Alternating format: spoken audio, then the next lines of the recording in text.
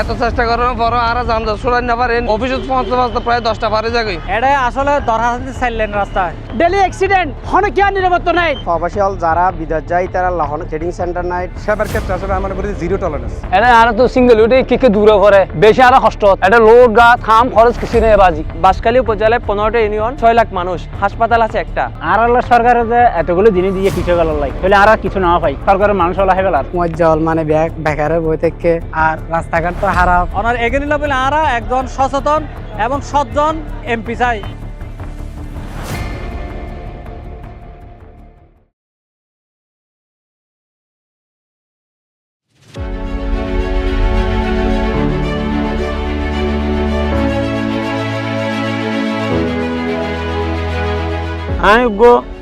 Driver on পুকুরত পরে গিয়ে দিয়ে ছোট বাচ্চা এবার মেডিকেল গিয়ে সোনুয়া বাজার তো সাম্বল বাজার এত যাতায়াত যাতে লাগে 1 ঘন্টা 10 মিনিট যদি আজকে যদি আরো লোডটা যদি ক্লিয়ার থাকতো আর 30 মিনিটে সাম্বল বাজার ধরে থাকতো 30 মিনিটে ভয়ে ফরম পাইতো। শেখেরি রাস্তার মাথাতুন বাংলা হালো ব্রিজ পর্যন্ত সরকারি প্রজেক্ট বি স্ট্রং নতুন প্রজেক্ট রেখে সামান্য বাড়াইয়ে মজবুত হাজব দিন দিন দোয়ান স্টেশন আছে ডালাইব 1 নম্বর। এর বাকি অংশ অলরেডি টেন্ডার হয়ে গিয়েছে বাজার পর্যন্ত। আল্লাহর রহমতে খুব দ্রুত হাস শুরু হবো। আল্লাহকে দোয়া করিবেন আর কথা রাখবো ইনশাআল্লাহ। বেরিবাদের অবস্থা তো বেশি খারাপ। সমুদ্র সাইডে বেরিবাদের অবস্থা আল্লাহর রহমতে এখন ভালো আছে।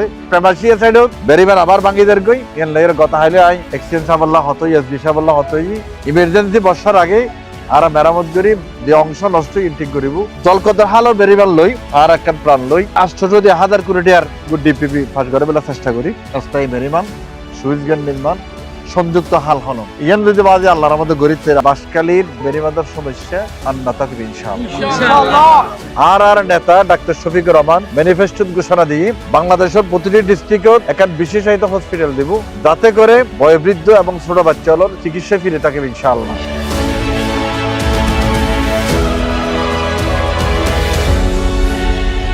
উন্নয়নের মূল চাবিকাঠি হল মজবুত অবকাঠামো। পুকুরিয়া থেকে পুইছড়ি একটি নিরাপদ যোগাযোগ ব্যবস্থা আর সুরক্ষিত উপকূলই বদলে দিতে পারে আমাদের ভাগ্যের মানচিত্র। 4 লেন সড়ক আর আধুনিক বাস টার্মিনাল কেবল যাতায়াত নয়, বরং আমাদের লবণ, কৃষি আর মৎস্য শিল্পকে সরাসরি বিশ্ববাজারের সাথে যুক্ত করবে। যখন আমাদের উপকূল টেকসই বেড়িবাঁধে সুরক্ষিত হবে এবং বাড়ির কাছেই 100 শয্যার আধুনিক চিকিৎসা নিশ্চিত হবে, তখনই বাঁশখালী হয়ে উঠবে দক্ষিণ চট্টগ্রামের প্রধান ইকোনমিক করিডোর। অবকাঠামোগত বিপ্লব আর অর্থনৈতিক স্বনির্ভরতা, এই লক্ষ্যেই আমাদের অবিচল পথচলা। বাঁশখালী হবে দক্ষিণ চট্টগ্রামের উন্নয়নের রোল মডেল।